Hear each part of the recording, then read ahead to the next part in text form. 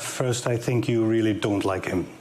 You know, that is absolutely true, but I really, not only do I not like him, I don't like him because of what he's doing to the United States. What I think Trump is doing in America, I think it is reaction for something that, for some policies that really went too far from the regular people, too far from reality. So, you know, we saw the cancel culture. We saw the woke revolution. I don't agree with the gender revolution, the climate alarmism. Which gender? Women having their rights? No, let Peter go on. I think there are two genders. So, but some of us think that there is more than one or more than two gender. I think there is male and female, and the rest probably is a social construct. We are, maybe you are smart people. I'm not as smart as you, but so we should try to learn to talk to each other again, because this is something that went too far. More people were deported under my husband and Barack Obama without killing American citizens and without putting children into detention camps than were in the first Trump term or this first year of Trump's second term. I think that the Trump administration's position toward Ukraine is disgraceful. I think the effort to force Ukraine into a surrender deal with Putin is shameful.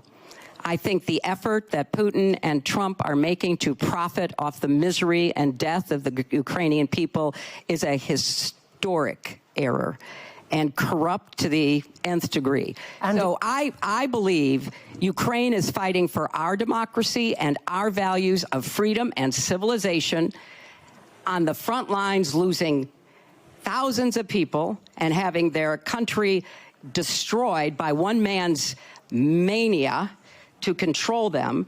And I think Trump either doesn't understand or could care less about that suffering. He has betrayed the West. He's betrayed human values. He's betrayed the NATO Charter, the Atlantic Charter, the Universal Declaration of Human Rights. Let me start right at the end with Gladden Papin from Hungary. And I would love you to kick us off with your response to this question of, does the West still exist, or is there a fatal rift within the West? Good evening. Thank you so much. What an easy question to start off with. Well, I decided to cheat a little bit, and I reread the preamble to the NATO treaty. And it's actually very interesting. No. Former professor, and I've said sort of 2 minutes. Yeah. And so here's a 45-minute lecture. It says they are determined to safeguard their liberty, common heritage, and civilization of their peoples. And I think that is something that's very interesting, because each one of those things is important. It makes up what the West is, but the freedom, common heritage, and civilization of the West have also come under threat recently. The only problem is that threat has been perceived by many people to come primarily from conservative, right-wing, and nationally oriented parties. And I think one advantage of this night's discussion is that that has expanded a little bit. We actually need to take into consideration that perspective in order to see how the Trump administration is understanding what the core of the shared alliance is, and how each of these things, the freedom, the common heritage, and the civilization, needs to be preserved. All right, thank you very much. And because Gladden's name is sort of down behind Secretary Clinton, let me say he's Gladden Papin, President and Chair of the Board, Hungarian Institute of International Affairs from Budapest. Thank you for that opening remark. Let's turn next to Radek Sikorski from Poland. Does the West still exist? Of course it does, but there have always been differences. So let me tell you that when I arrived in Washington to work there at a think tank 20 years ago, I thought of myself as a conservative. And then I discovered that, and I'm a pro-defense kind of guy, and I discovered that if you believe in gun ownership, but with a license, you know, with some psychiatric tests and a sort of police nod, that makes you a commie. And then I discovered that if you believe in universal health care, that makes you a double commie. And it's got worse. So we have a genuine civilizational difference on how we understand freedom of speech. In the United States, it's almost absolute. It's almost impossible to win a case of defamation or libel. We might come on to that point. But wait, let me get to the end of my argument. Whereas in Europe, for good historical reasons, so for example in Poland, it is forbidden to speak up on behalf of fascism and communism for very good historical reasons. We believe in freedom of speech with responsibility. And what happened here a year ago was that the Vice President of the United States was telling us that our notion of free speech was censorship. And I just don't accept that. And so the difficulty we now have is that one side of the Atlantic is trying to impose its values on the other, and that's unacceptable. All right, thank you very much for that. We'll come back exactly to those points of values. Secretary Clinton. Well, I think that the way you pose the question really suggests the answer. There are very significant differences of opinion as to define certain fundamental rights, how they are to be applied. Radek just talked about a few of them, and how we are to define freedom in whatever way we can in order to enhance human rights, human dignity, and it's going to be debatable. And I see nothing wrong with that. I mean, all of this hand-wringing about the West, whether we live or we don't, whether it's, falling apart, I see it as a very almost healthy debate. Because if people are not thinking about what their rights are and should be, if they're not willing to stand up and claim them, even if we have differences, then that to me is the great civilizational challenge. I just want to see that debate carried out without intimidation, fear, bullying, and cancellation. I want to see people be able to have a vigorous debate about where we stand on these issues. And I think part of the reason we're having this question is because there's been the rise of a somewhat muscular form of, rightism, not so conservative as much as populist, nationalist, which has posed challenges to a lot of the post-war consensus. And now people have to make decisions at the ballot box in their own communities about how they define, these very clear points about what freedom and values mean to us and how we're going to live together going forward. Because the alternative, which I hope we get to, is, to me, totally unacceptable. Well, we will get to all kinds of things, and I'm getting more points by the minute, but thank you very much for that. Let me come to Petr Macinka, from the Czech Republic, Deputy Prime Minister. Your response to this question. So, does the West still exist? Was the question. So, yeah, I think the West is probably no longer the unified civilization, but it's rather a place with a contested territory of values. So, on one hand, we see the concept of West as a civilization of freedom. On the other hand, we see the West as a project of some progressivist globalization. So I see the West divided. On one hand, it's the freedom or equality. It's between the conservative points of view and progressivism. And I think these two conceptions are against each other. And I think people should probably learn to listen to each other because the gap is wider and wider, and this is the gap between what? Yeah, the gap between those two concepts. One is traditional or conservative. The second is more progressive, and one is about some sovereignty, national sovereignty. The second is about supranationality. I see the divided West between conservatism, progressivism, which rejects the traditions and brings us to some artificial concept of social engineering. I'm the conservative politician, so I see some dangers of the progressivist way of thinking. May I interject? Yes, you may, because already we're getting useful disagreement on exactly... It's not true that globalization was a progressivist idea. It was a business idea. It was tinged with racism. You know, we'll do all the clean jobs and we'll export all the dirty jobs to China and elsewhere. And it was an idea about maximizing profits.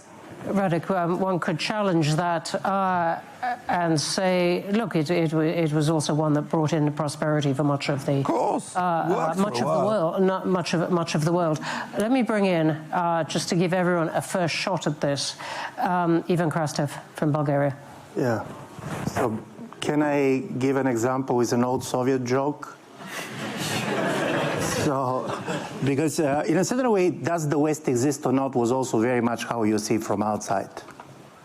And what is happening now, to be honest, is that we look like this guy who was very much basically pushed in the corner by a gangster and said, are you with us or against us?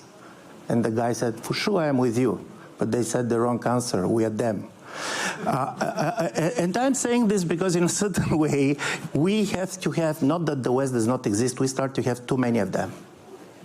And in a certain way, different political actors, we have the Cold War West, which was very much the West as the free vote. It was contested. We have the West as civilization, but then the problem is who is in and who is out. Basically, who belongs to this West as a place. And I'm saying all this because as a result of it, you have a really major division, not simply between the United States and Europe. The division goes in every single country. And as a result of it, I do believe that this is becoming much more difficult and different. But there is a great book being written this year, published by a Greek guy who is teaching in London School of Economics, called "The West: A History of an Idea." And his major argument was that there was one characteristic that stay with the idea of the West when you start from the mid-19th century, when, by the way, the idea came, and this was the pluralistic nature of the West. The West was, in a way, always asking themselves, who are we? And from this point of view, probably we're not in such an unusual situation. It's a slightly painful one, but it's it. All right, so we have two ideas running already. One is that the West represented a block of ideas, the free world, against the Soviet Union, if you like. Ideas particularly based on human rights, on individual liberty, which most countries in the world signed up to, but about half the world really embraced after the Second World War. And then we have a second set of ideas, really, which Petr brought in, about whether this is a battle of ideas, a newer or different battle of ideas between conservatism and liberalism, one in which the US, under its current administration, says we are absolutely a country of values. The challenge thrown down by Marco Rubio this morning, saying we're with you provided you're with us according to these values which we espouse. And I'd like to get back to the panel and just see again, we had a sort of a degree of international conference agreement, first round, if I can put it that way, until we got into the second half of this. I'd just like to hear again from the panel whether you think that the US, under its current administration, is making a new difference, is making a new rift, or whether it's articulating a rift that was always there within the issue of the West. Go on, please. Gladden. After the end of the Cold War, I think what happened is that there were certain commitments of a more progressive nature that were brought into the victorious system. And although there were many different aspects of the post-war rule of law system that worked, eventually these got steadily skewed in a certain direction. And it's not just a left-right thing. It's also about where those decisions were made, less and less in national governments speaking for their citizens, and more in transnational bodies or transcontinental bodies even. And so those two things led to a distortion. But one thing that really happened is that conservative voices who were criticizing this were basically excluded from elite institutions. They were not participants in many of these debates. What's happened as a result, I think this is an opinion broadly shared by the more conservative and nationally oriented parties on both sides of the Atlantic, is that that set of commitments wore down fundamental strengths of the West. The family was worn down, borders were worn down, industrial strength was worn down, and that injures our ability even to maintain the commitments that we all made in the NATO treaty. All right, so thanks for saying that. So you're echoing a bit of what Petr was saying about this being a battle between conservatism and liberalism. And on the where decisions are. What would you say to those who say, look, this is a battle about the rule of international law, about the rule of law, and the US administration, in expressing a desire to take over Greenland, Canada even, is breaking those norms? This is a completely different battle from the one you described. I think that what the US is doing right now is realizing that things went terribly wrong. Catastrophically wrong decisions were made in the 1990s and early 2000s. And under this administration, the US is attempting to address those and to restore its sources of strength. We're talking about, say, things like immigration and so on, which the Secretary of State was talking about this morning. That's right. That's right. And of course, one interesting thing that's happened is now everyone is saying that the rules-based international order had been underwritten by a form of power. Just because you're interested in making yourself strong doesn't mean that you reject all ideas of international norms and agreements, but we have to recognize that the rules won't enforce themselves. The rules are only enforced when strong countries so are just party to I'm not trying to boil it down to one example, but to take the most colourful example of the past year in some sense, do you think the US's aspiration, the Donald Trump's aspiration to take over Greenland, is justified? Well, I'm not speaking for the Trump administration. No, but you are speaking for a version of what you say conservative arguments are arguing for. Well, I think the perspective that's underlying the direction of the Trump administration there is that the U.S. was committed to many things that were separate from its core national interests, and even dragging it down, all the while missing things that were happening in its own backyard. Why did they start talking about the Gulf of America at the beginning, or the Panama Canal? And then later Greenland, because bad things were happening right in the neighborhood, right under their nose. And if you can't identify those and restore your strength there, we can have another discussion about what international laws were implicated in each step of these moves and negotiations. That's I think a separate thing, because President Trump moves in unique ways. He does. Can we? Because we don't have. But thank you very much for that, Radek. Your expressions were something beyond that I can summarize. Because I think it's a complete falsehood to claim that mass migration was a left-wing project. It was for decades supported by Republican businessmen who wanted cheap labor from Latin America in the United States. He's right. I agree. Right. Also, it's complete falsehood to say that. What about migration in Europe then? Yeah, same. Wanting economic growth by virtue of migration. We are an EPP government in Poland. We've built a big and beautiful fence on our border with Belarus in 2 years, and it's completely effective. It's not a left-wing or right-wing issue. It's about we agree that we have the right to control who comes in and who doesn't, but it's not inherently a left-wing or right-wing idea. You can have open borders like in Australia and the United States in the 19th century, or you can have welfare state. You can't have both at the same time because you end up with a disaster. Also, it's completely false to say this was a hint about how supposedly the European Union is undemocratic. False. I was a member of the European Parliament. I was democratically elected. It's a completely democratic chamber. European Commission is nominated by democratically elected governments of Europe. And yeah, will you forgive me? What is the point you're making? the point I'm making is that there are other forms of democracy than a national state democracy. We have constructed a democratically governed European Union, and this myth that gave us Brexit, that somehow Brussels bureaucrats are imposing directives on member states, is complete nonsense. That's not how the European Union works.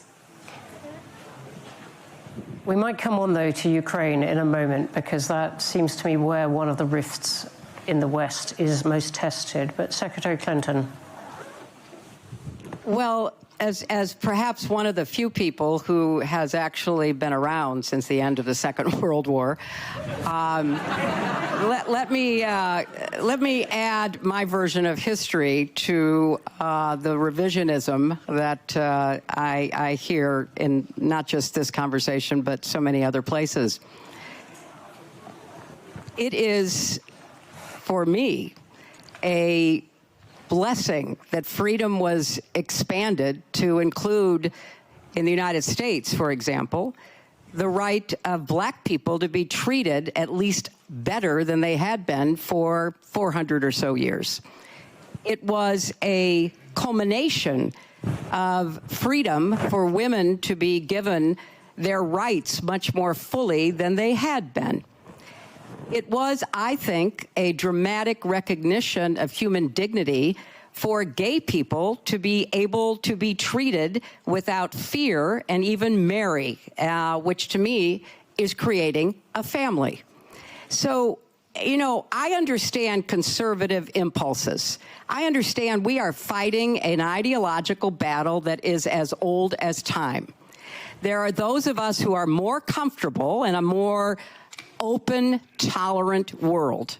And there are those who have their concerns about it because they worry about the impact on existing institutions like the family, community, and others. So this really, yes, migration has been a huge flashpoint. More people were deported under my husband and Barack Obama without killing American citizens and without putting children into detention camps than were in the first Trump term or this first year of Trump's second term. So I think it's important to look at the facts, because very often the ideological impulse to try to protect the status quo or return making America great again in some nostalgic past that existed for white men and capitalist enterprise was not exactly open and welcoming to people who look like me and a lot of other people who are part of our national fabric. I have no argument with the necessity of trying to figure out how do we form families. I'm very proud of my family. I'm proud of my 3 grandchildren. I am proud to be part of that tradition. That doesn't mean everybody has to be. That doesn't mean everyone who doesn't have children is somehow an illegitimate human being. So how do we make the case in a positive way, not a bullying and very shameful way? So this debate that's going on is driven by an effort to control people, to control who we are, how we look, who we love, and I think we need to call it for what it is. Secretary There Clinton. is a legitimate reason to have a debate about things like migration. It went too far, it's been disruptive and destabilizing, and it needs to be fixed in a humane way with secure borders that don't torture and kill people, and how we're going to have a strong family structure, because it is at the base of civilization. Secretary Clinton, so thank you for that.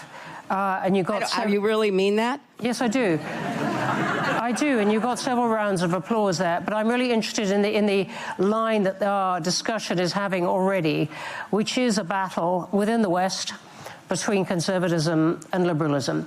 But I don't think we would be having this discussion at all if it weren't for some of the positions the US administration has taken. And let me take one of them, which is Ukraine, which is obviously at the center of the Munich discussions in the past couple of years. And the line that the Trump administration has taken in trying to resolve the Ukraine conflict following Russia's invasion of Ukraine, and its apparent thrust to accept Russia's territorial encroachment on Ukraine. And to you, I absolutely, I understand, and we've had various versions of it already, your characterization of a clash between conservative and liberal values being, at the heart of what's going on in the West. But in this particular one, a security issue, one that involves international law, whether countries still respect those international laws laid down after the Second World War, do you think that that brings a new rift within the West? Ukraine, the US's position. Are you talking to me? Yes, I am. I think that the Trump administration's position toward Ukraine is disgraceful. I think the effort to force Ukraine into a surrender deal with Putin is shameful. I think the effort that Putin and Trump are making to profit off the misery and death of the Ukrainian people is a historic error and corrupt to the nth degree. And so I believe Ukraine is fighting for our democracy and our values of freedom and civilization on the front lines, losing thousands of people and having their country destroyed by one man's mania to control them. And I think Trump either doesn't understand or could care less about that suffering. So that's what I think. And so do you think he has destroyed the West, to go to our title? He has betrayed the West. He's betrayed human values. He's betrayed the NATO Charter, the Atlantic Charter, the Universal Declaration of Human Rights. A lot of what has been done before to try to make sense of how difficult it is to restrain people who want unaccountable power. And none of us in this room, including all of us on this panel, would choose to live under a regime that was so unaccountable that it could act with impunity the way that Putin does, except that's who Trump is modeling himself I don't think after. we would be having this debate under that kind of regime, for sure. We will come back, I suspect, to the conservatism and liberalism clash within the West, but thank you for that. Peter, do you agree that the Trump administration's actions on Ukraine have produced a rift in the West? Well, first, I think you really don't like him. That is absolutely true. But I really, not only do I not like him, I don't like him because of what he's doing to the United States and the world. And I think you should take a hard look at it if you think that there is something good that will come out of it. Peter, what I think Trump is doing in America, I think it is reaction for something for some policies that really went too far from the regular people, too far from reality. So we saw the cancel culture. We saw the woke revolution. I don't agree with the gender revolution, the climate alarmism. Which gender? Women having their rights? No, let Peter go on. I think there are two genders. So, but some of us think that there is more than one or more than two gender. I think there is male and female, and the rest probably is a social construct. So this is something that went too far. But does that justify selling out the people of Ukraine who are on the front lines dying to save their freedom and their two genders, if that's what you're worried about? Can I please finish my points? I'm sorry that it makes you nervous. I'm really sorry for that. It makes me nervous. It makes me but seriously, can we let Peter finish, please? Can we let Peter finish, please? I have to say one more thing. You said that Ukraine fights for our future and for our freedom. I think first Ukraine fights for Ukraine's future, Ukraine's freedom, and Ukraine's sovereignty and independence. So we should help them, of course, but what I see on some people in the West, they are trying to help the Ukraine. But that's another question. I don't know if Trump's administration is helping the Ukraine to stop the war. I believe that there is such an approach. I don't see any other strong geopolitical player who would be able to force Russia to stop killing the Ukrainian people and stop destroying their country. I don't see. Maybe China, but China makes nothing.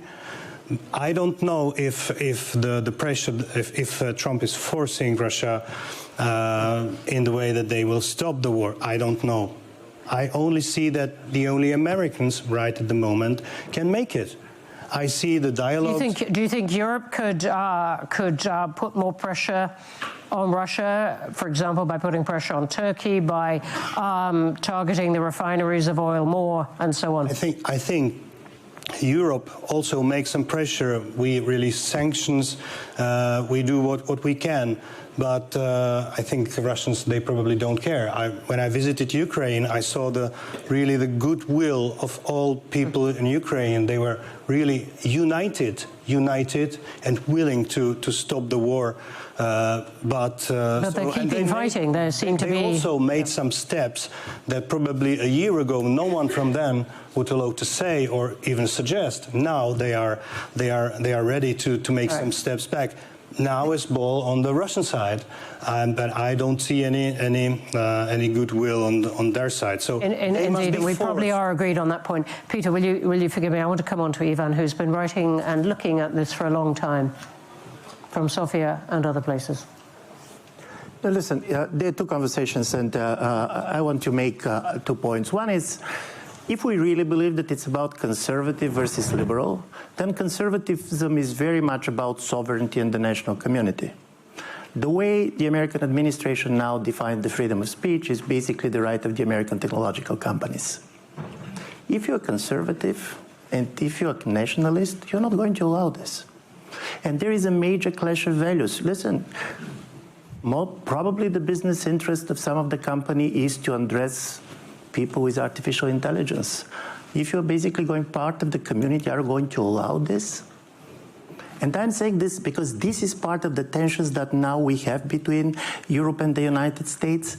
It is easy to be a nationalist. The problem is that the moment you start to be highly nationalistic, you are triggering the nationalism of others.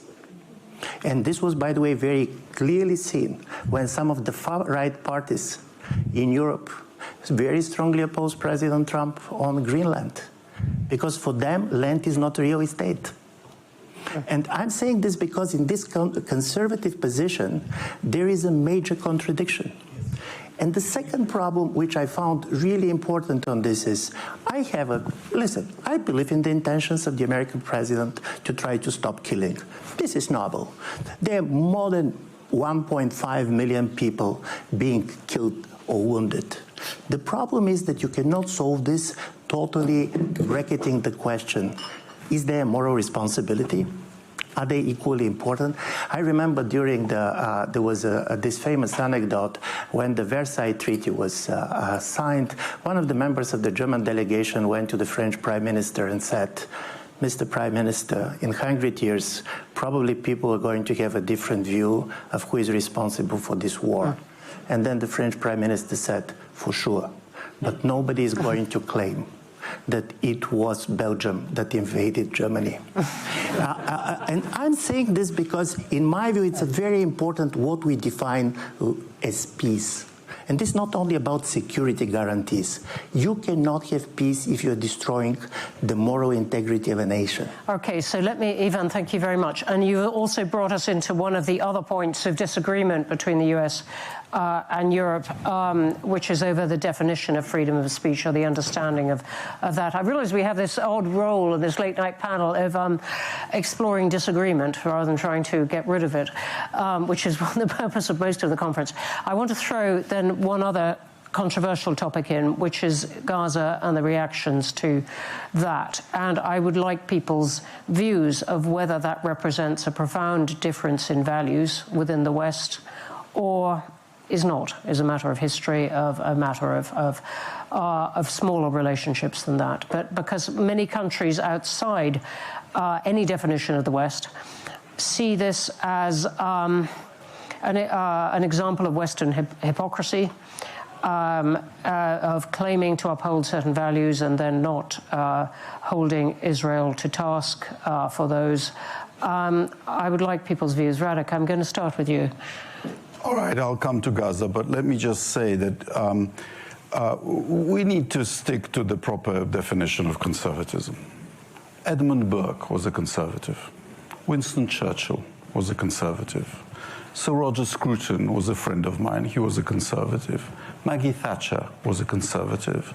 I wrote for Bill Buckley's National Review. He was a conservative. And I don't think any of these people would approve of what's going on now. I can sympathize with what you're saying, and yet I would find it surprising if any conservative thought there was a single definition of conservatism. Right. It's very nature. On Gaza, we are late at night, but we're still not going to go too much into the philosophy of conservatism. But I take your point. Gaza. I personally believe that the Middle East should be run by the United States as impartially and as successfully as hitherto. Irony is a really difficult thing to risk late at night on anything that is broadcast. I have to come back on to the earlier question first. Go on.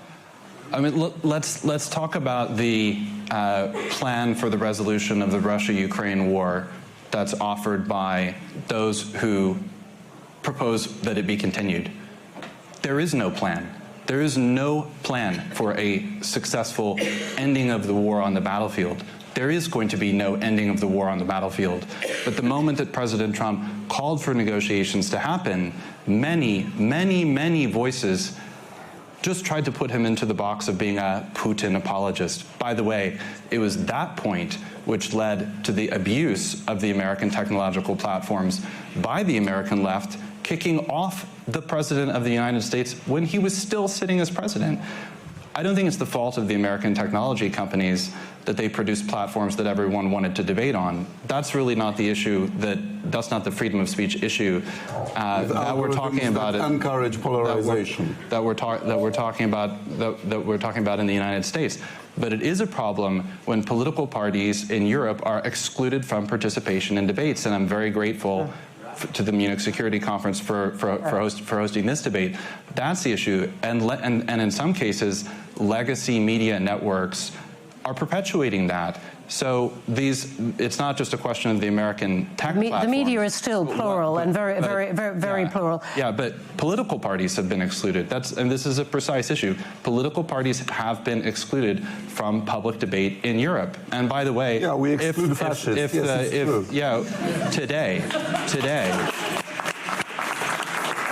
Let me just. Anyway, I just want to stick, broadly to the title that we have. That we have the indulgence of post 10 p.m. I think, but the point, the counter to what you're saying is that peace without principle, first, won't last as peace, but second, betrays the principles on which the West is founded, and therefore isn't worth it. It undermines the West. That would be the resonant counter that Ukrainians and others are putting forward. Let's see what happens rather than trying to box President Trump and the administration into a corner and smearing them as Putin apologists who are about to sell out a country. Well, he did put up a Putin picture in the White House. But I thought you were grateful for the new demands that the American administration has put on Europe. I mean, I think that's something that we're all agreeing has been something. I don't have a Putin picture in my house. For now. That's good. For now. I think, yeah. No, I think. I'm still trying to find people who want to rise to this one word, Gaza. No, which is an unusual experience for me. I think Ukraine is at the heart of what the West division is, and I think that's why both Radek and Gladden went back to it, because First of all, the Ukraine war started after Trump left, so anything he said on social media that got him kicked off for a while had nothing to do with Ukraine. There is a plan. The plan is give the Ukrainians Tomahawks. Give them more missiles for their Patriot defense systems. Allow them to inflict more damage beyond the border into Russia. That's when they began to actually think about coming to the negotiating table, when Ukraine was able to reach targets that were inside Russia. Inflict enough pain. I mean, it apparently is not enough pain to have hundreds of thousands of Russian soldiers killed and injured. That is not enough pain for Putin. But inflict pain on the refineries, inflict pain on the, the missile sites, inflict pain that will actually create the conditions for a better negotiation. And, it is very. I want to come to Peter and Ivan quickly, and then we're going to leave. The MSC has produced a clock. I thought at the beginning the rules-based order had broken down enough. We're going to do without a clock, but we have a clock, and we have time for questions. Peter and Ivan, quickly on these points. These points, well, first I think we should try to learn to listen to each other and not to label the ideological opponent as the public enemy. We are here on the West, and let's respect ourselves in the differences we have. So I don't really like such a labeling as fascist. I think it's there are fascists in the world. Well, maybe there are, but including in Europe. I think there are. It ended some 70 or 80 years ago. No, it hasn't. Hopefully, this is something I don't really like. That every day, every time I hear labeling someone as fascist or Nazist or whatever, I think we should calm down, because this is dividing the society. We are maybe you are smart people. I'm not as smart as you, but so we should try to learn to talk to each other again, because this is something that went too far. I don't want to talk about the Ukraine, because it's the whole day talks, important talks. I listened to President Zelensky, what he's saying, and he's got the horrible position. I'm not sure if Ukraine is able to use the military to beat Russia. That would be perfect. That would be perfect. But I think we should be realistic. So the first should be the ceasefire. I don't know how to make it. I think that I don't want to repeat myself. That. No, all right. Thank you for the points you made, Ivan. I want to say something on hypocrisy, because it's a very important thing. Once, 3 or 4 years ago, we have this big project on hypocrisy, and we visited several countries. Can you just say who we is? I mean, there was a group of academics, and do you know, if you want to visit a country and to get the meeting at the highest level, put hypocrisy in the title. There is no world leader outside of the West who is not going to meet you, and for good reasons. I'm saying this because, in my view, and this was very clear in Davos, is there are two different versions of liberal hypocrisy. One is the one that came from Carney, and to be honest, Carney very much identified with the criticism of the liberal hypocrisy. He said, listen, people from the non-Western countries, they're saying, yes, everything is equal, but you're treating Ukraine and Gaza differently. He's right. And there was also President Trump. By the way, President Trump cannot be accused of being hypocritical.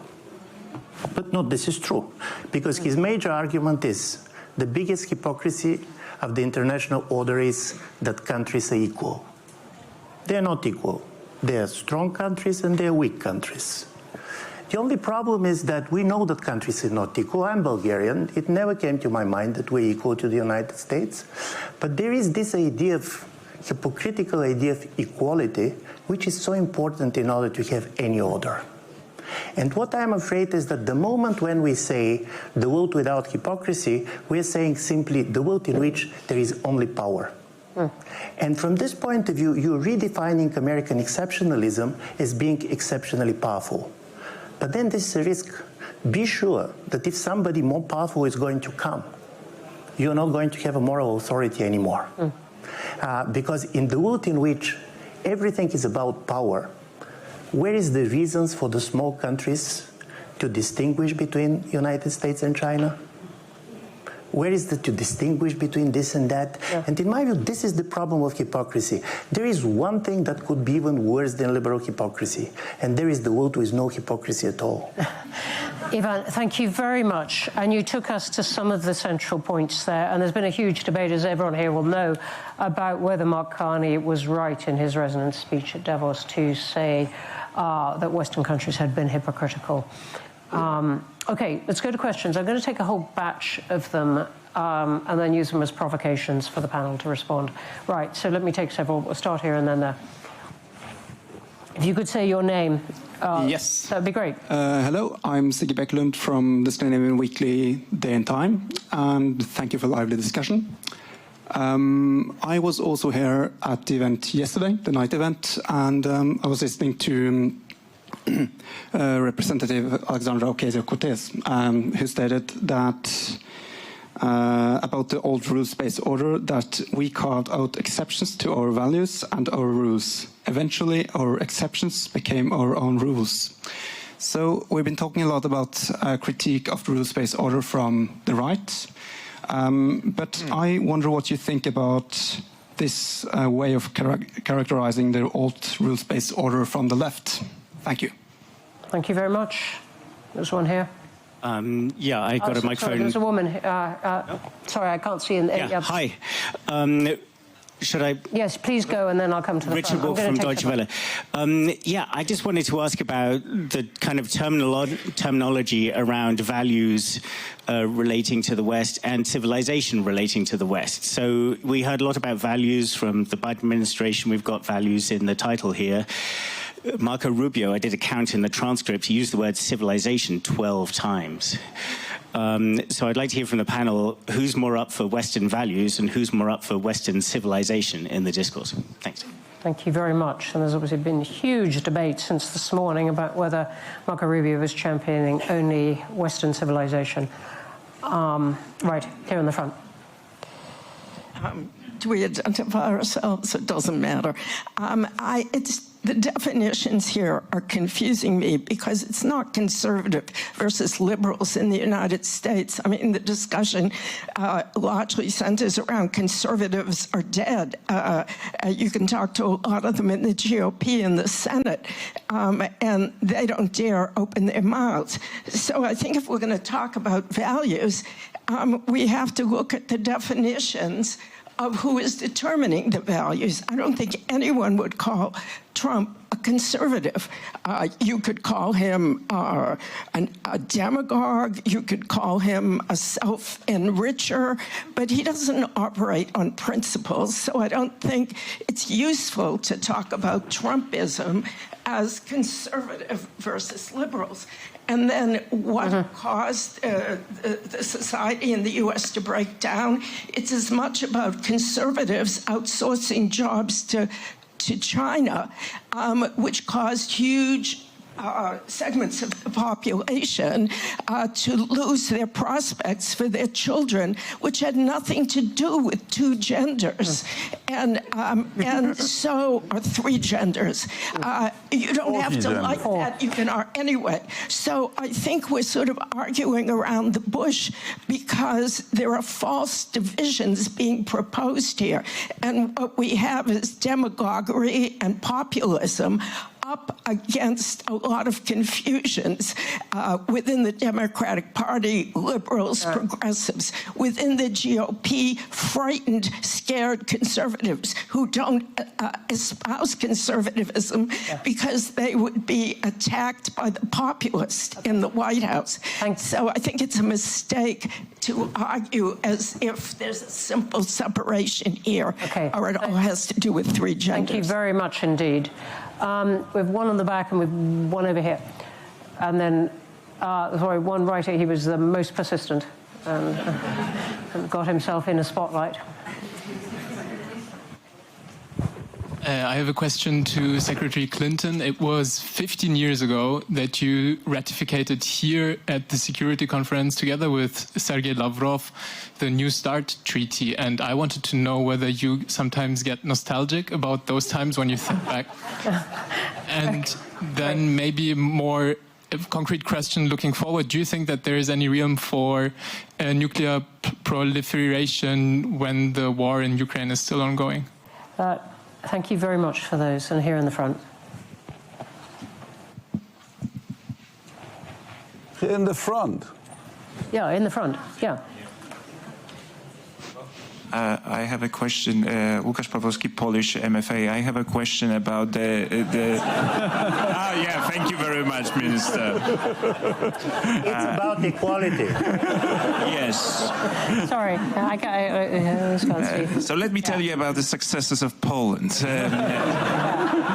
No, my question is brief, but the answer may be difficult. The current administration is trying to redefine what it means to be American, the American identity, from a notion that what brings together the Americans is a set of ideas, to the notion that what brings them together is, you know, the number of generations that you lived in the country. My question is to Senator Clinton, because that's the argument the vice presidents made. What would be your response to that? And to quote him, America is not just an idea. We are a particular place with a particular people and a particular set of beliefs and way of life. Thank you. Thank you very much. Is there, sorry, everyone is a silhouette from here. Let me just take two more. Yep, there's a hand up there. Is there somebody from the Polish foreign ministry? Yeah. And then there's someone in the back. Hi, I'm Melanie Ward. I'm not from the Polish Foreign Ministry, sorry. I'm a British MP. I wonder what the panel makes of the fact that President Trump's administration is spending $200 million supporting far-right and MAGA-friendly think tanks in Europe. Is that democratic? Thank you very much. And over here. And then I'm going to briefly sum up. Hi, my name is Catherine Eckenberger. I've got a question to the Deputy Prime Minister, please, of the Czech Republic. You spoke about sovereignty. Thank you. What does respect for sovereignty require between democratic European states? In a long-standing dispute between friendly democracies, is reliance on courts and us? Or is there also a responsibility to seek political dialogue and reconciliation, please? Okay, thank you. And sorry, was there one more? I'm seeing dramatic gestures over there, but everyone is just a silhouette. Okay, I think you're right. One more. Yep. I'll take the dramatic gesture. Paige Alexander from the Carter Center, formerly USAID. Curious what you think about soft power in terms of all of this. Okay, thanks very much. May I also? Sorry? Sorry, yeah, here to the side. I'm Anja Wielaschek. I'm with the German Tagesspiegel, and we've been talking about Western values throughout the conference. And Madam Secretary, I'd like to ask you, I'm the mother of a daughter, and it absolutely horrifies me to see what the Epstein files have brought out. And I wanted to ask you, what does it say about Western values when Western leaders have perpetuated and participated in these horrific abuses of minors and girls? Thank you very much. We have gone everywhere from New Start to Epstein. Via some fundamental questions of the critique of rules-based order from the left, of civilization versus values, of conservatism versus liberalism in the US, and other things. Secretary Clinton, as there are a couple directly to you, let me start with you, and then everyone else gets about a minute, and you get a minute and a tiny bit.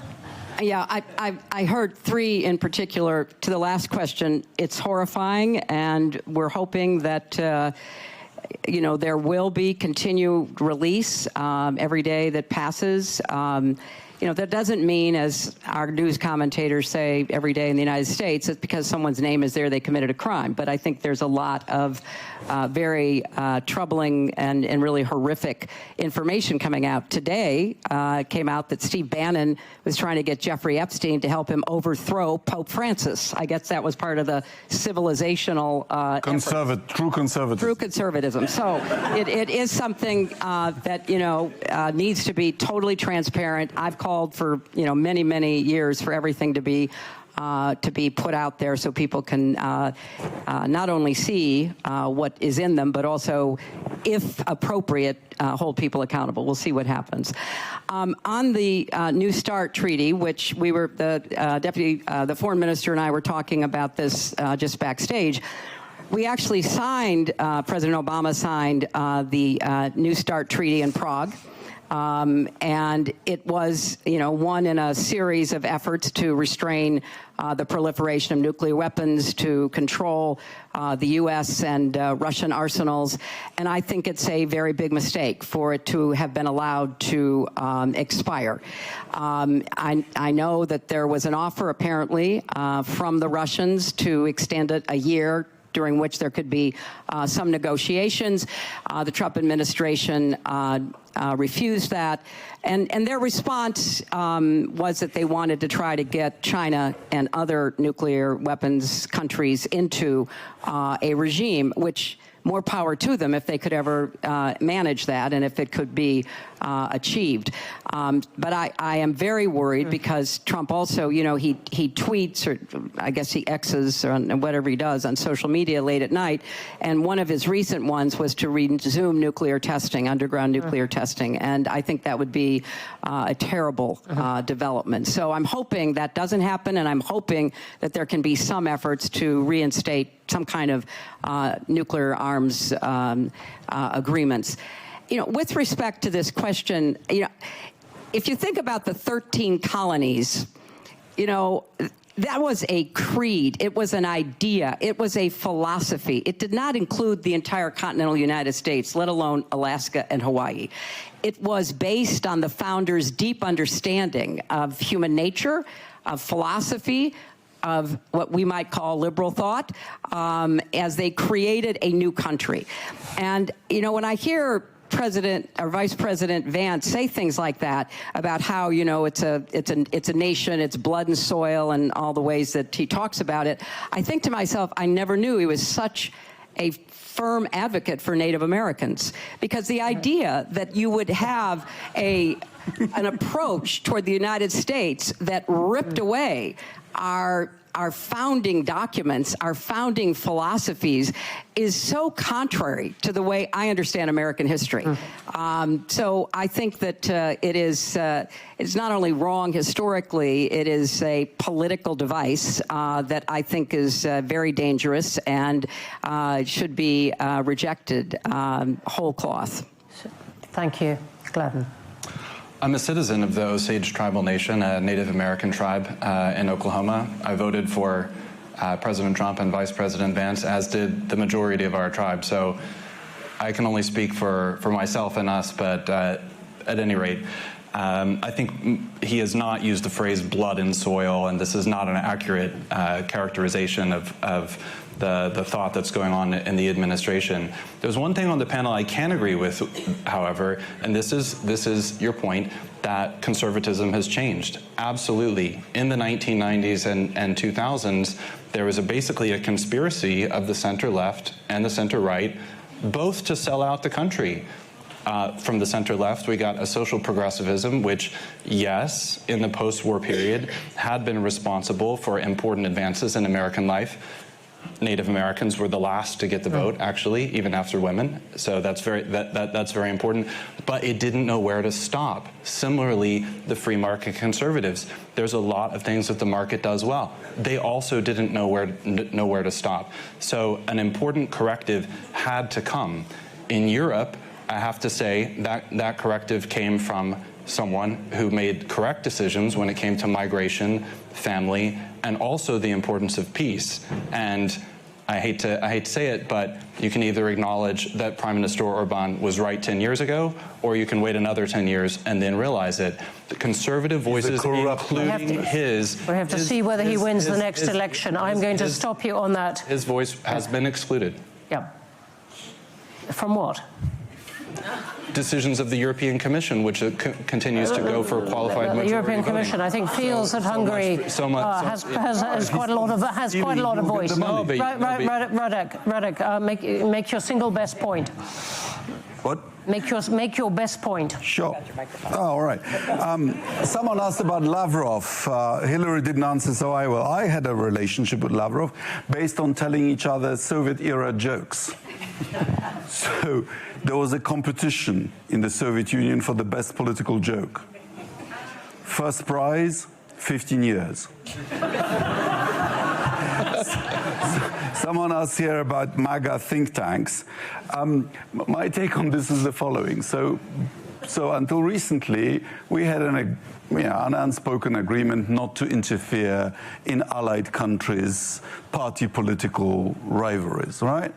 Now, President Trump received our populist candidate for the president between the first and the second round of our presidential election. So in the old days, we didn't interfere, but we did interfere on behalf of democracy in the politics of autocracies. And now it's the other way around. And actually, Prime Minister Orban has created a program. What's the point you're making with that? That it's fair now, or? No, I'm saying it's completely outrageous. Right. And in Poland, for example, it's irrational because in Poland was for decades the most pro-American country in Europe. And the United States had a wonderful situation in which the government and the opposition, either way, was competing who would be more pro-American. Once you start choosing sides, a different dynamic will start. It does. But almost out of time. We're all facing the same on clock. Civilization. No, Radek, I'm so sorry because you will be eloquent on this. I have an important point on the Western civilization. No, well, we do because they will cut the live feed. Right, you have 1 minute on civilization, but we do actually have to let people go, and I want Peter and Ivan to have a word. We're running out of the time. Censorship. Censorship. No, rules-based order to which we have all subscribed. Peter. I see that the fundamental divide of the West is not between the West and the rest of the world, but within the West itself. As I'm listening to this, I think there was some question about, or where was it, about the national sovereignty. Do I remember that well? But so there was, yes. So I think that the national sovereignty and the sovereign nation state is the only platform that can guarantee the democracy, because this is the only possible way how to have the cultural continuity and how to bring the power into some limited intentions. If we are not sovereign country, if we are lost in some multilateral organizations, then there is a risk. The EU is a democracy. Well, EU is consisted by democratic national and a democratic elected parliament. Democratic elected parliament without any legislative initiative.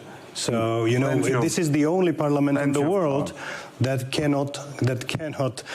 don't have the initiative to bring the law, to bring the legislation. Yeah, because the legislation is brought forward by the Council and the Commission. Yes, but tell me, what is the connection between the voter and the Commission? Is there any voter from the Czech Republic who has some influence on who will be the Polish commissioner? I think there is no connection. Commissioners are appointed by democratically elected the governments. But these commissioners are. That's why they love QMB. They probably don't veto to each other, so they have. Everyone has some portfolio, and like any other government. Yeah, it is like a government, but even the national government is based on elections and some majority. As is the Commission. I don't think it is in the same. In your country, ministers are not directly elected; they are selected by Parliament or by the Prime Minister. In my country, there is a majority in Parliament that gives and a majority in the European Parliament too. Well, which appoints the Commission, as you know. But you know, my position is closer to the voter than the position of Euro Commissioner. Of course, it's a continental system. It is, and I don't say it is an undemocratic system. Good. I don't say that. I don't say that. I just say that the democracy. That's the reason why we have to have the national sovereign states. That's it. Ivan. Yeah, just 2 points. One is, and this is a really interesting question about the civilizational story, because in the European tradition, civilization was not in plural. European civilization was created as a universal, with everything good and bad that goes with this, colonialism too. The problem is how you're redefining this. If we are going to believe that the clashes between different civilizations and so on, exactly how we are going to define it, and how we are going to define it now when, listen, part of our civilizations are nation states that speak very different languages. So this is not India, this is not China, this is not the United States. Secondly, all this history, as I'm always saying, this European Union, probably we have common dreams. Our nightmares are totally national.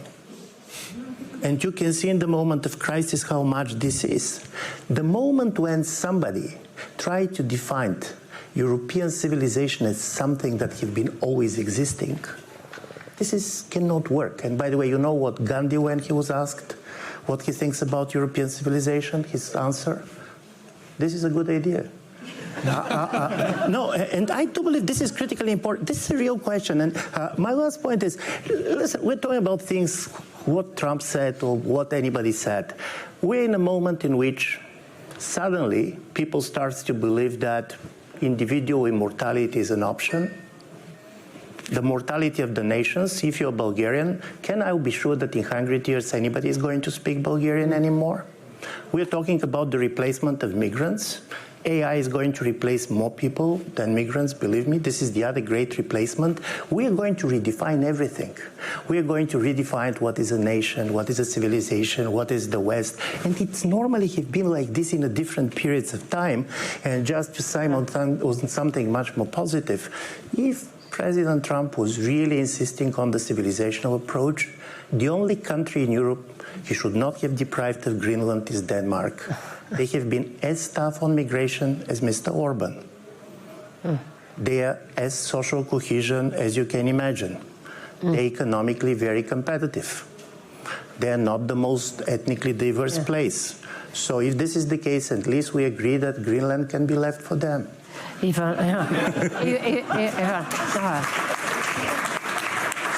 On that, we have not done justice to all the terrific questions we were asked, including the very precise one about MAGA spending in Europe, which I suspect will come back up the agenda. But we have done justice to the question of whether there are rifts in the West. We've been absolutely united on one point, which is the value of having the freedom to have this kind of discussion. I will myself go away with a stab of guilt for not allowing Radek his undoubted eloquence on the subject of the civilization.